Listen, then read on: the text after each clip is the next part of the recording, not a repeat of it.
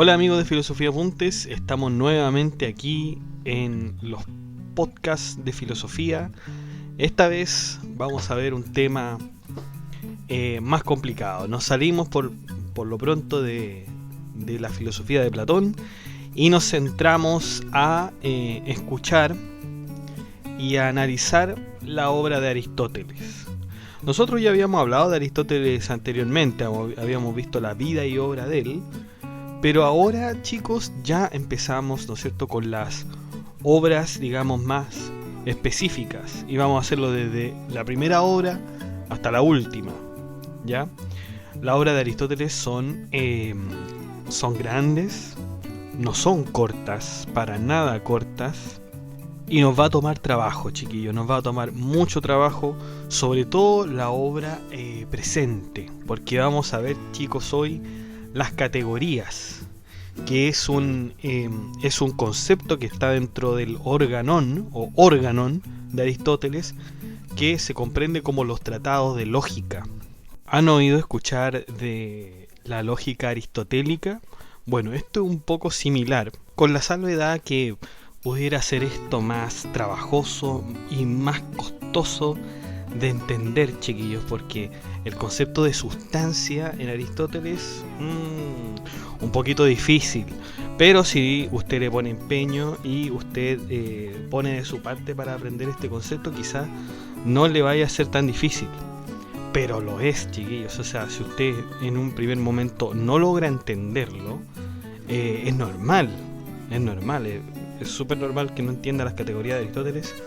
De hecho, si me permiten contar, ¿no es cierto?, una experiencia personal, yo recuerdo cuando leí las categorías de Aristóteles, ya había salido de la Universidad de Pedagogía en Inglés, y cuando las comencé a leer fue un tormento, no entendía, tenía que leer la primera página una y otra vez porque no tenía, digamos, ninguna formación filosófica, ni mucho menos, por lo tanto era muy difícil de leer, muy difícil.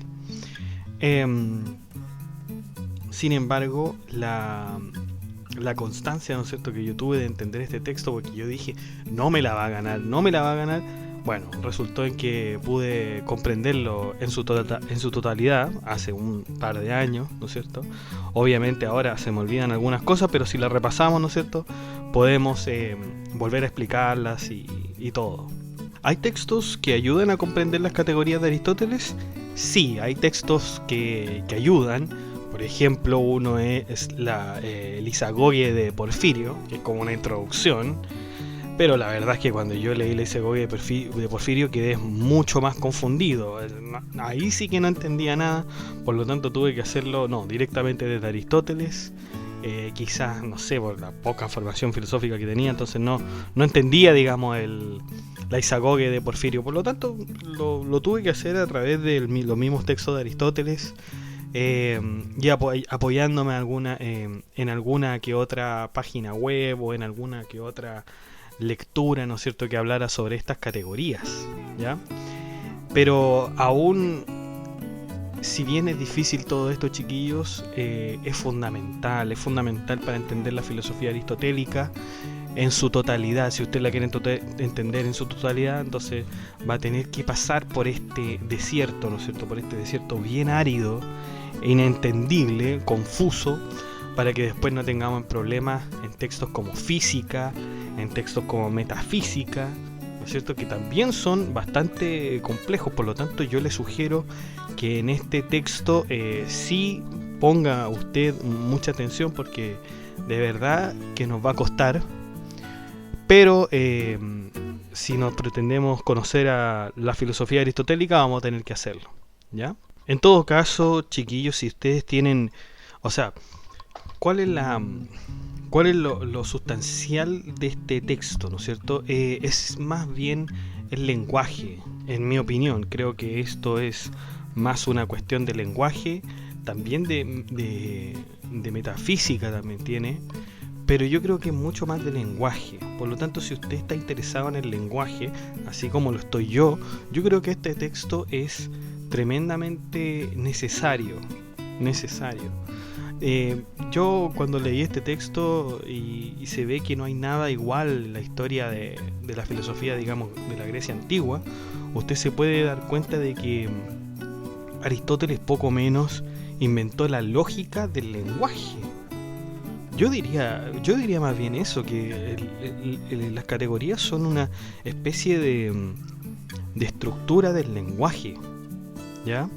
En todo caso, las categorías, después viene refutaciones sofísticas, me imagino, Perihermeneias y otros textos que siguen hablando del lenguaje y cómo lo debe usted emplear, ¿no es cierto?, lógicamente. Por lo tanto, si a usted le gusta el lenguaje, usted ha leído textos o usted tiene algún interés y ha escuchado de Noam Chomsky, Stephen Krashen y otros autores de renombre en el lenguaje, es posible que este también a usted le interese muchísimo, ¿ya? Por lo tanto, si queremos ver, digamos, la génesis de la lógica del lenguaje, este es entonces el texto que usted debiera leer. Vamos allá entonces. Aristóteles comienza este tratado, ¿no es cierto?, que es, acuérdense que el tratado completo o el corpus de esto se llama el Organón o Organon. Y la primera sección, ¿no es cierto?, es categorías. Aristóteles comienza definiendo los homónimos. Estos son los seres, ojo que no dice que los homónimos son palabras, sino que son los seres que tienen en común solamente el nombre, pero la definición y la esencia es distinta. Por ejemplo, la palabra banca, que puede referirse al objeto con el cual uno se puede sentar, y por otra parte también significa lo relativo a los bancos. Claro, porque cuando uno dice la banca, ¿no es cierto?, la banca ha quebrado, y tenemos la banca también de la plaza, ¿no es cierto?, de un parque. Por lo tanto, ahí tenemos dos conceptos, digamos, de banca, ¿ya? Y que son homónimos porque, digamos, suenan igual, pero significan, ¿no es cierto?, algo distinto. Luego tenemos los sinónimos, que estos son aún más fáciles de entender, ustedes lo entenderán en el lenguaje cotidiano, pero miren lo que añade Aristóteles. Son aquellos que se encuentran dos esencias iguales. Por ejemplo, un hombre y un buey son esencialmente animales, pero cada uno tiene su propia particularidad. Es decir, son seres, ¿no es cierto?, son animales. Y eso es lo que hace que un hombre y un buey sean sinónimos, en el sentido de que ambos son animales. Y en lo particular, por supuesto, son antónimos, porque un hombre sería un animal racional y un buey no sería un animal racional. Perfecto. Luego tenemos los parónimos, que son los que reciben su nombre debido a su palabra raíz.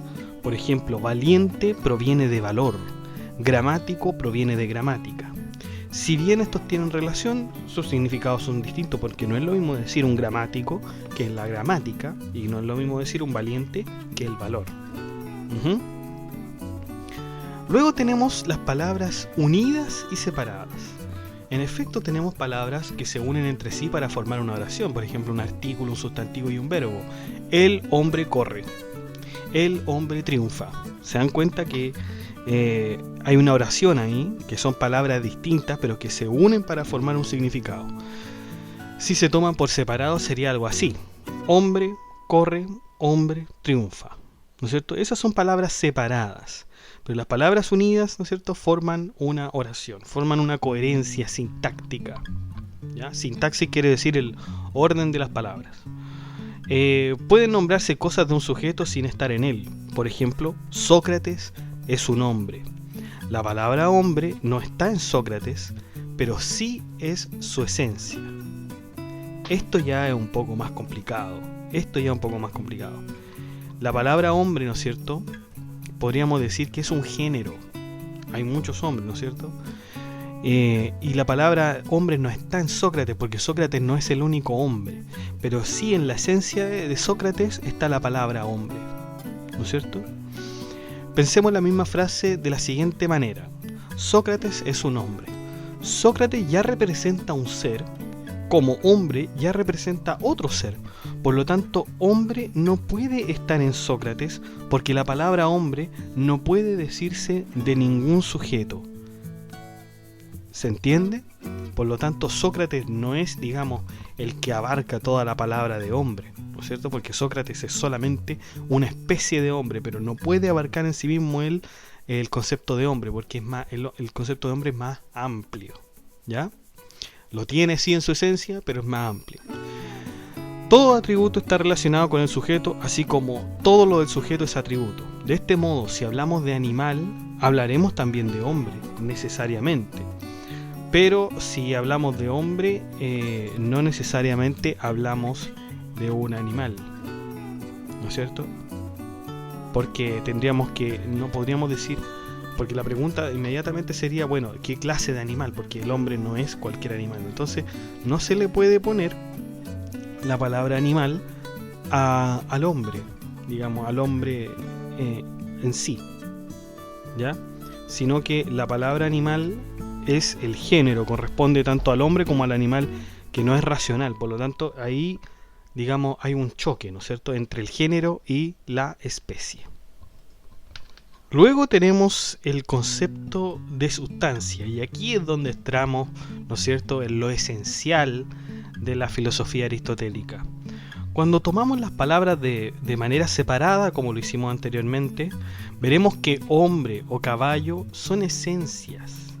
Para clasificar estas esencias, Aristóteles las llama sustancias.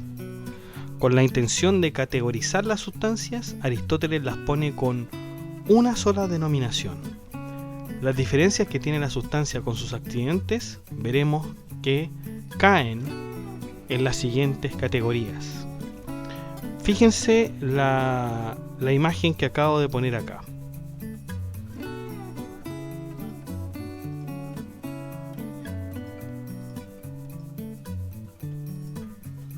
Si se fijan, tenemos que la sustancia, ¿no es cierto?, es hombre. Hombre, eso es la sustancia. La sustancia, chiquillos, es aquello que no está sometido al cambio. En nosotros, ¿no es cierto?, por ejemplo, la palabra niño no está sometido a un cambio. O sea, no podemos decir que la esencia, ¿no es cierto?, de niño, digamos, significa otra cosa que niño. No significa otra cosa, ¿no es cierto?, sino que es niño. La sustancia aquí que tenemos es hombre. Pero no nos basta con eso, sino que también tenemos que ver la cantidad. Por ejemplo, de 2 metros. Una cualidad, un hombre blanco. Relación, doble, mitad, ¿no es cierto?, que puede tener relación con otro hombre. Lugar, en la calle. Tiempo, ayer. Posición, acostado. Posesión, está armado. Y acción, cortar. Pasión, cortado o quemado. Si se dan cuenta, lo que está por arriba, ¿no es cierto?, es la sustancia. Eso es lo que podemos identificar, que es el hombre. En cambio, lo que está desde la cantidad hasta la pasión se llama accidente. Accidente, chiquillos. ¿Por qué? Porque el accidente es algo accesorio al hombre, ¿no es cierto?, o a la sustancia, perdón. El accidente de alguna manera describe, ¿no es cierto?, los atributos del hombre, pero estos pueden cambiar, ¿no es cierto? O sea, la cualidad de blanco puede ser negro, ¿no es cierto? El lugar también puede cambiar, digamos, está en la calle, está en la casa. El tiempo puede ser ayer, hoy, mañana. La posición, acostado, parado, corriendo. Si se dan cuenta, entonces, la sustancia es algo que no cambia, ¿ya? Es algo que no cambia. En cambio, todo lo demás cambia, por supuesto, tiene denominaciones distintas, pueden ser modificados, si lo quiere usted decir, pero la sustancia es algo que no se modifica. Como podemos ver, entonces, un hombre no difiere de otro hombre, puesto que hombre es la sustancia, pero sí puede diferir en las otras categorías. Es por esto que la sustancia es lo que no se encuentra en otro sujeto, sino que en sí mismo.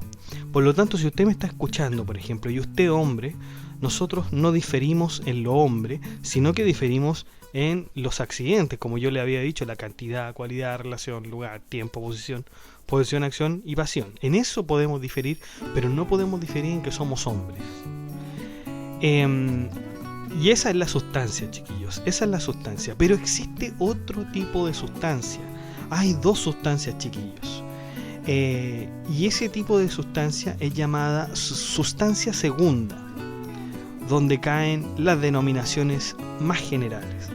Por ejemplo, una sustancia primera sería Sócrates, pero una sustancia segunda sería hombre. De este modo, la sustancia segunda es lo que nos ayuda a conocer la sustancia primera. Por ejemplo, miren esta imagen ahora.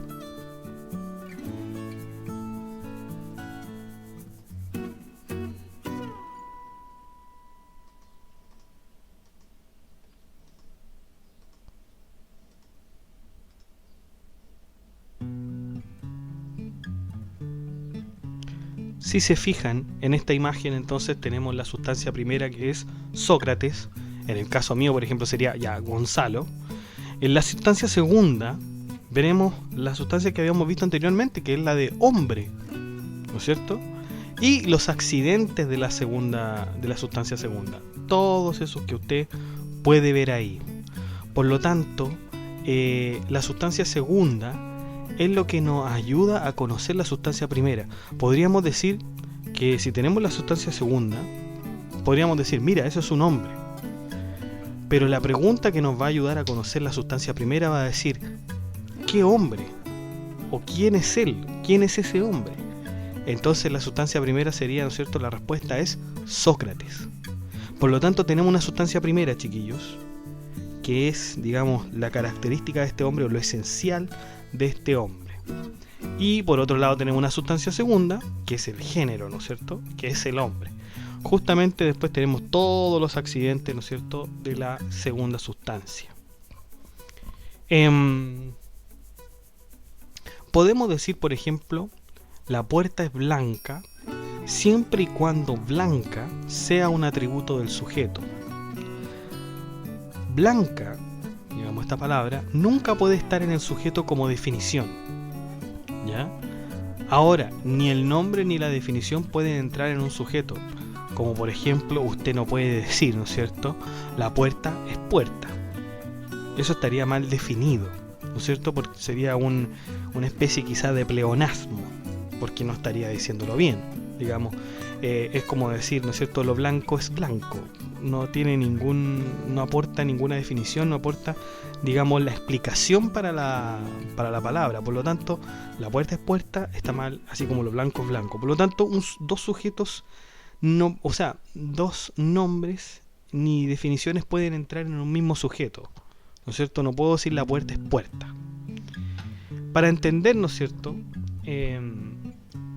cómo se debe definir las cosas, Aristóteles nos enseña algo que va a durar toda la vida, chiquillos, que va a estar presente en su vida toda la vida, se lo digo desde ya, y que a lo mejor ya estuvo en su vida, solamente que a lo mejor usted nunca lo comprendió así o nunca lo vio con esas palabras, pero está, digamos, en la mayoría de la ciencia, en la mayoría de las cosas.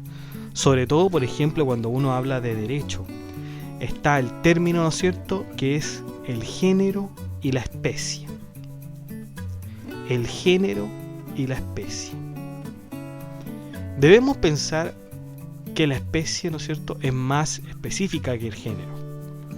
Cuando aplicamos los géneros a los seres humanos, decimos, los seres humanos son animales. Animales sería el género, mientras que la especie que estamos buscando entre los entre los seres humanos es hombre. Por lo tanto, podremos decir, el hombre es un animal, ¿no es cierto?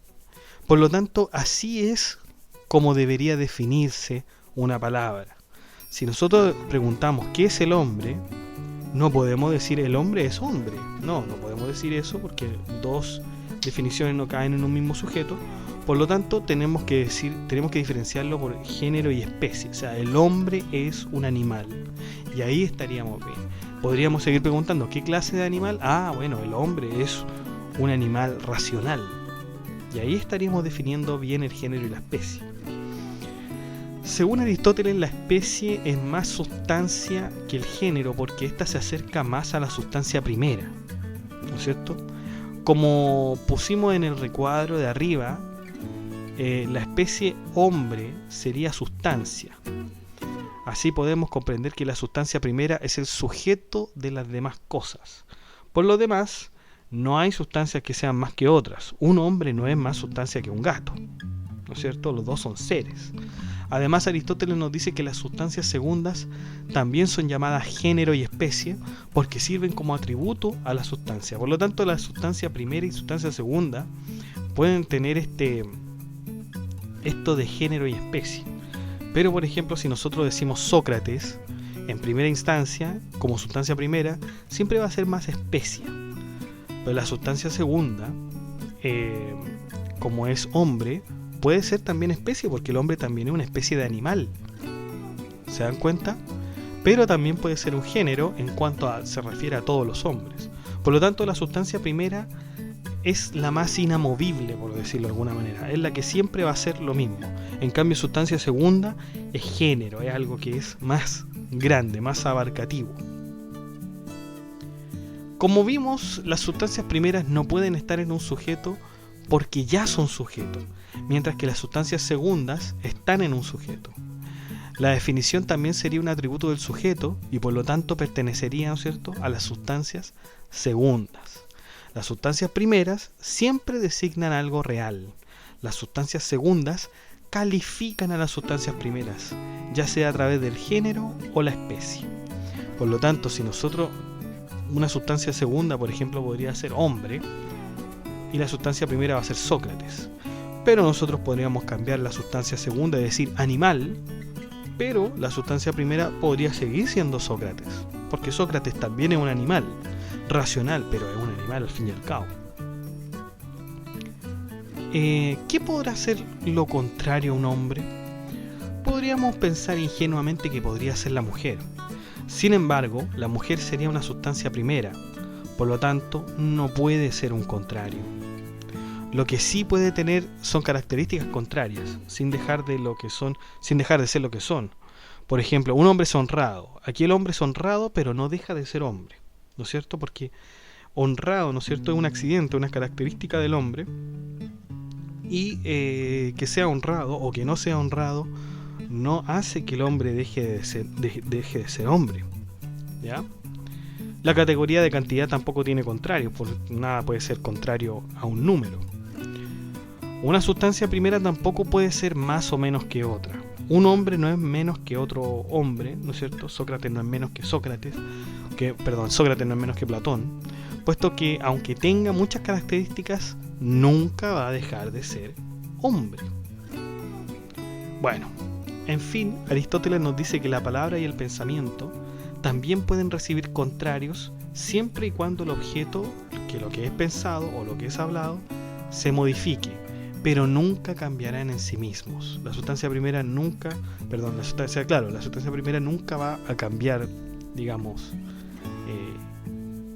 sustancialmente, es decir, fundamentalmente. Por lo tanto, tenemos 4 puntos. Las sustancias primeras no se encuentran en otros sujetos, designan algo real, ya sea hombres o números, y no hay sustancias que sean más que otras. No admite contrarios, pero son susceptibles a ellos. Pueden ser susceptibles a ellos. Y las sustancias segundas califican al sujeto y pueden estar sujetos, ¿no es cierto?, a los contrarios. En efecto, sí son susceptibles a los contrarios las sustancias primeras. Por ejemplo, lo blanco y lo negro, lo frío y lo caliente, lo bueno y lo malo, ¿no es cierto? Eso sí son sustancias primeras, pero tienen contrarios, ¿no es cierto? Ninguna de estas cosas que no son sustancias modifican la sustancia. Que un hombre, ¿no es cierto?, sustancia, esté sentado, categoría de posición, no hace que deje de ser hombre, ¿ya? En resumen, la sustancia segunda se pregunta por la sustancia primera. Como habíamos dicho, ¿quién es Sócrates? Sustancia primera. Un hombre, sustancia segunda. ¿Ok? Ahora, chicos, iremos un poco más allá y hablaremos sobre los accidentes, ¿no es cierto?, que son estas características. Primero comencemos con la cantidad. Existen 2 tipos de cantidad en la sustancia. Una continua y otra discreta. Las continuas, por ejemplo, son la línea, lo sólido, la superficie, el cuerpo, el tiempo y el espacio. Son continuas, ¿no es cierto? No, de alguna manera no se detienen. Las discretas, entonces, son el número y la palabra. ¿Por qué son discretas? En el sentido que marcan, ¿no es cierto?, una especie de tiempo. Ya, marcan el tiempo. Lo discreto siempre marca, en cambio lo continuo siempre sigue, siempre es lineal, por decirlo de alguna manera. Como dijimos anteriormente, el número pertenece a la cantidad discreta. Los números se deben tomar de formas separadas. El número 5 jamás será el número 6. ¿Se dan cuenta cómo son la cantidad discreta? Quiere decir que es un punto, ¿no es cierto?, en un trayecto, ¿no es cierto?, y que deben ser de una forma y no de otra. Las cantidades continuas. Está la línea y la superficie, que son cantidades continuas porque las dos se relacionan la una a la otra. El tiempo también pertenece a este tipo de cantidad, puesto que está relacionada simultáneamente con el pasado, el presente y el futuro. En efecto, cuando hablamos de tiempo, el tiempo es algo que abarca, ¿no es cierto?, el pasado, el presente y el futuro.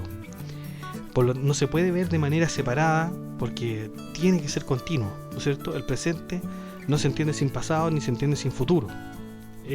Bueno, esto lo vamos a ver, ¿no es cierto?, en los libros de física, que es mucho más inentendible. Lo van a ver. Estoy un poco asustado, pero sé que va a ser arduo ese libro. ¿Ya? Después está la cantidad y la posición. En el caso de la cantidad, continúa Aristóteles, nos dice que esta puede tener una relación con la posición, ya que podemos pensar que, ¿no es cierto?, la línea debe tener cierta posición. Lo mismo puede decirse del espacio y del sólido. Sin embargo, en la cantidad discreta, en esta cantidad, ¿no es cierto?, que son los puntos, ¿no es cierto?, en un periodo, no se puede decir lo mismo. ¿Puede decirse que los números tengan determinada posición? Bueno, de algún modo sí, porque podemos decir que 1 va antes de 2. Pero según Aristóteles, esto no sería una posición, sino más bien un orden. Con las partes del tiempo pasa lo mismo. Si es tomado en partes, estas no serían permanentes. ¿Por qué no son permanentes? Porque si lo dividimos en partes, podemos decir que esta parte del tiempo es anterior y esta posterior, ¿no es cierto? Por lo tanto, si bien se podría decir lo mismo en la cantidad continua, que tiene relación con la posición, en la cantidad discreta no es posible, porque usted no puede, digamos, hacer permanente una posición. Una posición nunca es permanente. Una posición puede ser algo que se cambia, ¿no es cierto? Pero usted no puede cambiar el 2, ¿no es cierto? El número 2 siempre va después del 1. Y eso se supone que es permanente. ¿Ya? No puede ser de otra manera. Usted no puede cambiar 2 unidades, no puede decir que sean 3, ¿no es cierto? Usted no puede poner la posición del 2 en el 6, ¿no es cierto? Por lo tanto, no es posición, porque si no, no sería permanente. ¿Ya? Después tenemos la categoría de relación. Se llama categoría relativa o relación, esta que tiene que ver con la relación, valga la redundancia, de un objeto con otro. Por ejemplo, lo grande con lo pequeño, ¿no es cierto? Las listas que representan la relación, por ejemplo, puede ser posesión, porque poseemos algo; disposición, porque yo estoy dispuesto a algo, es decir, estoy dispuesto a una cosa; sensación, que uno esté sintiendo algo; y ciencia, porque se conoce algo; y posición, por cierto, porque nosotros tenemos una posición con respecto a algo. Por lo tanto, la categoría de relación es bastante fácil, es con lo que usted tiene relación, nada más que otro, que puede ser una cosa o un hombre. Ahora, esta categoría sí tiene contrarios. El contrario de la virtud, el vicio; lo contrario de la ciencia, la ignorancia. Sin embargo, las cosas como el doble y mitad no tienen contrarios. De todas las cosas pertenecientes a este tipo de cosas no tienen contrarios. Es susceptible además de la relación de ser más y menos, ¿no es cierto? Igual y desigual, ¿no es cierto? Porque tienen contrarios, ¿ya? Bueno, y el doble y la mitad, ¿no es cierto?, que también tienen relación, pero cada uno de estos no tendrían contrario, el doble no tendría contrario. La relación y su reciprocidad. La relación tiene que ver con todo lo que con todo lo que sea recíproco, pero suele suceder que algunos términos no tengan esta característica. Por ejemplo, lo que tiene reciprocidad podría ser la ciencia y lo que es sabido, el objeto y lo que es sentido por el objeto. Esta frase, por supuesto que tienen reciprocidad, pero si decimos el ala de una nave, no podría decirse el ave de un ala. Tampoco el timón de una nave podría decirse la nave de un timón. ¿Se dan cuenta que hay algunas palabras que no tienen esto de ser recíproco? Hay algunas que sí, pero si se voltean, ¿no es cierto? Ya ahí cambiaría su relación. ¿Ya? Bueno, las relaciones pueden ser simultáneas. Esto quiere decir que pueden existir simultáneamente conceptos como mitad y doble. En efecto, ninguno puede existir sin el otro. Aunque por otro lado, esto no se da en todas las relaciones. Por ejemplo, la ciencia y lo sabido. Si lo sabido desaparece, también lo hace la ciencia. Pero si la ciencia desaparece, lo sabido se mantiene. ¿Se dan cuenta que solamente admite una especie de relación simultánea? Si el cuerpo desaparece, también lo hace la sensación. Pero si la sensación desaparece, el cuerpo sigue existiendo y se mantiene, ¿no es cierto? Luego tenemos la categoría de cualidad, ¿no es cierto? Aristóteles define esta categoría como los seres que son de cierto modo, la capacidad y disposición, ¿no es cierto?, forman dos tipos de cualidad. La capacidad, ¿no es cierto?, es más durable que la disposición. La ciencia es un ejemplo de capacidad porque es estable, es fija. La virtud, la prudencia, la justicia son cosas que no pueden cambiar fácilmente, sino que están ahí, ¿no es cierto?, no cambian fácilmente. En cambio, la disposición es una cosa que cambia sin dificultad. Por ejemplo, el frío, el calor, la salud, la enfermedad, son cosas que cambian con más facilidad que las cosas que tienen relación con la capacidad, por ejemplo, la ciencia. Hay una capacidad natural. Esto se refiere a cuando una persona logra fácilmente las cosas o cuando tiene capacidad de no padecer algo. Por ejemplo, el corredor o el luchador. Se les llama así porque ejecutan lo que hacen de manera muy fácil. Hay cualidades afectivas. Aristóteles la define de esta manera. Se llaman cualidades afectivas porque con relación a las sensaciones que ellas nos causan, cada una de estas cualidades produce una afección particular. Es muy fácil. Por ejemplo, la dulzura causa una sensación en el paladar. El calor y el frío causan una sensación en el cuerpo. ¿Se dan cuenta? Son cualidades afectivas. Estas cualidades son cosas que causan algo, ¿no es cierto? Le causan a usted alguna afección, por decirlo de alguna manera. ¿La cualidad tendrá contrarios? Sí, tiene contrario. Por ejemplo, habíamos dicho que una de las cualidades, ¿no es cierto?, que se definen como capacidad, está la justicia. Y la justicia tiene como su contrario a la injusticia, la blancura, a la negrura. Y de hecho, también la cualidad también es susceptible de lo más y lo menos. Por lo tanto, podemos decir que una cosa es más justa que otra, y que otra cosa es más blanca que otra, ¿no es cierto? ¿Cuál es la diferencia entonces entre relación y cualidad? Porque pareciera ser que tienen algo bien parecido. En efecto, pareciera que cuando hablamos de cualidad, hablamos de otro para calificar. La virtud, la prudencia y la justicia son partes de lo relativo y también son parte de la cualidad. Su diferencia es que la cualidad ve cada una de estas palabras de forma particular y la relación de forma relacional, ¿no es cierto? Es decir, la ciencia es relación cuando es ciencia de una cosa, pero no cuando es cualidad, puesto que se toma, ¿no es cierto?, su particularidad. Es decir, la relación, ¿no es cierto?, se enfoca justamente en la relación que tiene una cosa con otra, pero la cualidad toma de manera particular una cosa con otra. Es por eso, ¿no es cierto?, que podemos decir que, por ejemplo, el frío causa enfermedad, ¿no es cierto? Esta es la cualidad, el frío causa enfermedad.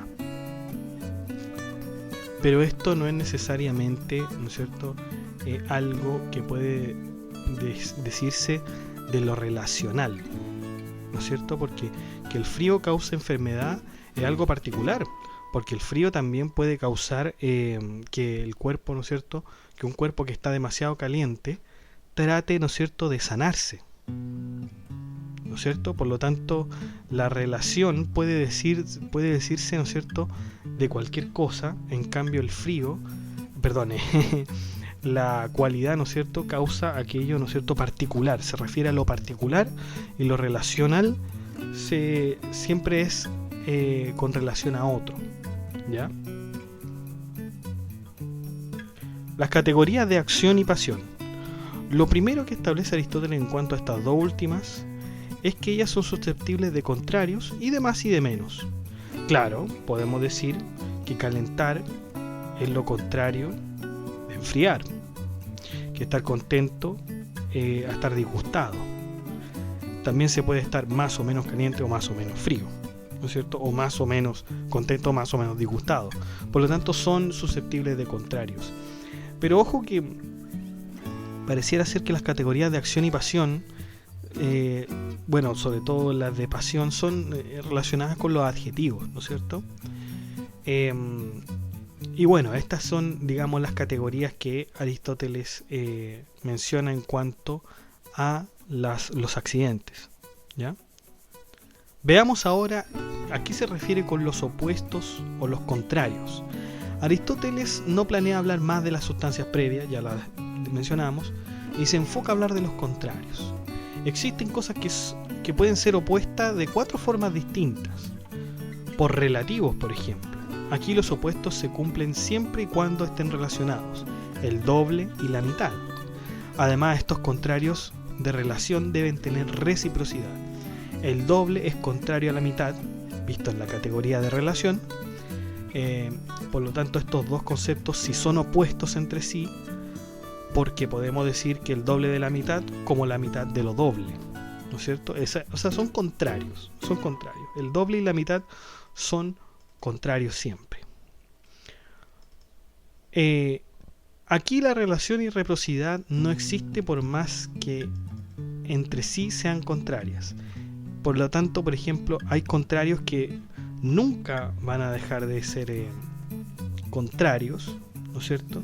Como por ejemplo el bien y el mal. El bien nunca va a ser mal, por lo tanto eso es un contrario absoluto, no es un contrario relativo, ¿ya? Como sería el doble y la mitad. Pero hay algo interesante que Aristóteles examina. ¿Por qué no se ahonda más allá? El bien es lo contrario del mal, pero ¿es posible que el mal tenga otro mal como contrario? Por ejemplo, el lujo es un mal, pero es contrario a la miseria, que es otro mal además. Existen muy pocos casos así, aunque en general el bien siempre es contrario del mal. Pero a veces el mal, ¿no es cierto?, tiene esto de que es contrario a otro mal aún peor. Por ejemplo, en cuanto al lujo y en cuanto a la miseria. ¿Se dan cuenta? Por lo tanto, pareciera ser que el bien y el mal también tienen algo, ¿no es cierto?, de relatividad. Por privación y posesión. Estos opuestos se encuentran siempre en un intermedio. La salud es contraria a la enfermedad en un cuerpo. La ceguera es contraria a la vista en un ojo. Y la posesión es la posesión es la vista, ¿no es cierto? Y la ceguera es la privación. En todo caso, la vista no es contraria a la ceguera en sí misma, porque no se puede decir la vista de la ceguera como tampoco la ceguera de la vista, ¿no es cierto? Por último, la posesión puede pasarse a la privación, pero de la privación a la posesión no puede volverse. El hombre que pasa a ser ciego, por ejemplo, no recupera la vista. El hombre al que se le cae el pelo no vuelve a recuperarlo. El hombre al que se le cae un diente no vuelve a recuperarlo tampoco. ¿Se dan cuenta que también la privación y la posesión son contrarios? También hay unos modos de prioridad. existen 4 modos en que una cosa puede ser anterior a otra. Puede ser anterior por tiempo, por ejemplo cuando se dice una cosa más vieja que otra. Por existencia no recíproca, por ejemplo cuando se dice que es primera una cosa cuando no se produce recíprocamente la existencia de la otra. Por ejemplo, el 2 se puede deducir del 1, pero el 1 no se puede deducir de nada, ni siquiera de su futuro. ¿Se dan cuenta? Porque del 1 podemos pasar al 5, del 1 podemos pasar al 6, por lo tanto o sea, generalmente después del 1 va al 2, ¿no es cierto? Pero no sabemos qué puede venir después del 1 en cuanto a la existencia del 1, o sea, después del 1 podemos pasar a 10, ¿no es cierto? Pero de todos los números, del 10, del 4, del 2, del 5, de todos esos números más grandes que 1, se puede deducir que anteriormente estaba el 1. Pero del 1 no se puede deducir nada hacia adelante, ¿ya? Por un orden cualquiera. Se dice que en todas las ciencias, así como las letras preceden a las sílabas, los exordios, ¿no es cierto?, preceden a la narración, el prólogo al cuerpo, ¿no es cierto? Y por rango, según Aristóteles, es la que más se estima porque a quien más se ama es al primero de los hombres. Y existe una quinta, una reciprocidad por existencia. Aquí se refiere, por ejemplo, al juicio de un enunciado, como por ejemplo, el hombre existe. Cuando este enunciado es verdadero, vemos una relación entre el hombre y un juicio verdadero, ¿no es cierto?, que existe. Pero no porque el juicio sea verdadero, este existe antes que el otro. Por eso pareciera ser que la cosa precede al juicio. Es decir, si la cosa no existe, el juicio tampoco existirá. Eso es muy importante. Para tener un juicio, ¿no es cierto?, necesitamos que exista esa cosa. Si no hay cosa, no hay juicio. Génesis de las cosas. Se dice que hay una existencia simultánea donde una cosa, ¿no es cierto?, se da al mismo tiempo con otra sin que la una sea causa de la existencia de la otra.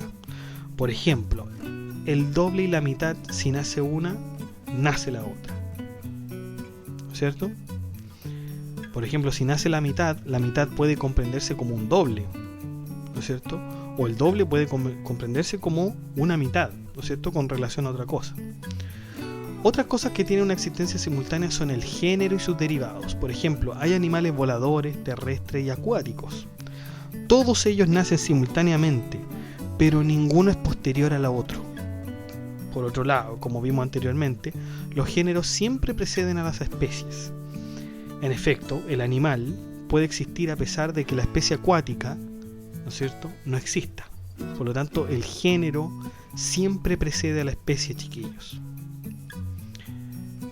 Luego se propone ver el movimiento y el reposo. Se pueden distinguir 6 especies de movimiento: el nacimiento, la destrucción, el crecimiento, el decrecimiento, la modificación y el cambio de lugar. Estos son tipos de movimiento en los seres. Todos estos difieren entre sí. La modificación puede pasar ya sea dependiendo de un objeto o por sí misma. Y existen movimientos especiales que son contrarios a otros movimientos especiales. Por ejemplo, la traslación a lo alto y la traslación a lo bajo. Serían dos tipos de movimientos opuestos. Por ejemplo, también que el negro pase al blanco, ¿no es cierto?, también sería, digamos, otro tipo de opuestos. Y finalmente, chiquillos, para terminar con esto, vemos el verbo tener. El verbo tener, según Aristóteles, puede emplearse de muchas maneras. Como cualidad, por ejemplo, el hombre tiene virtud. Como cantidad, el hombre tiene 3 codos. Recordemos, ¿no es cierto?, que cuando hablamos de 3 codos no hablamos de la parte del cuerpo, ¿no es cierto? Un codo es una unidad métrica utilizada en la antigua Grecia que representaba alrededor de 45 centímetros. De hecho, es la medida que está entre el codo y la mano. Cuando nosotros decimos, bueno, esto mide un codo, mídase usted la mano y su codo. Digamos, eso para los griegos de la antigua Grecia eran alrededor de 45 centímetros. ¿Ya? Por lo tanto, Aristóteles menciona una serie de ejemplos en cuanto al verbo tener. Por ejemplo, puede ser lo que rodea al cuerpo. Ahora sí hablamos del cuerpo. El hombre tiene 2 zapatos, lo que rodea al cuerpo, ¿no es cierto? Lo que está en relación al cuerpo. El hombre tiene un anillo, ¿cierto?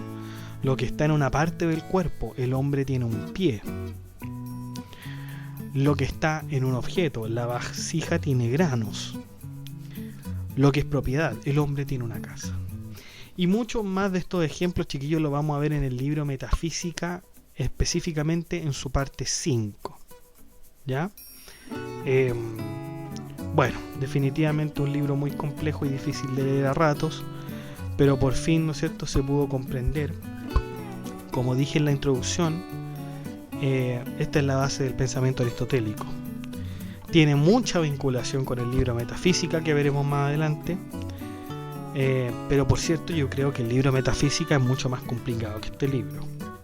E imagínense, chiquillos, que esta es la primera parte del Organón, ¿ya? Por lo tanto, chiquillos, harta paciencia con leer este libro. Si no le quedó claro con este podcast, bueno, vuelva a leerlo porque quizás no todo quedó muy claro. Por lo tanto, es bueno que usted le siga echando una mirada a este libro. Por lo pronto, lo que sí hay que sacar en general de este libro tan complicado es el concepto de sustancia y accidente. Eso sí que lo tiene que tener usted claro. La sustancia es algo que no se encuentra en otro sujeto y que a lo que nada más puede ser agregado a menos que sea accidente. Por lo tanto, sustancia, ¿no es cierto? Yo como hombre, ¿no es cierto? Esa es la sustancia. En cambio, todo lo accidental podría ser, por ejemplo, que yo mido 1,60 y tantos, que estoy en mi casa, que es el día de hoy, ¿no es cierto? Todo eso es cambiable, todo eso puede cambiar. ¿Se dan cuenta? Por lo tanto, la sustancia es algo que nunca cambia. Y eso usted tiene que tener muy claro. La sustancia no cambia y los accidentes sí cambian, pero para todo. Bueno, chicos, y eso ha sido todo por hoy. Muchas gracias por visitar el blog. Yo sé que este post quizás fue muy difícil al comienzo. Ahí tiene la información escrita en la descripción. Muchas gracias nuevamente. Hagan like, comenten, suscríbanse. Que estén muy bien. Chao.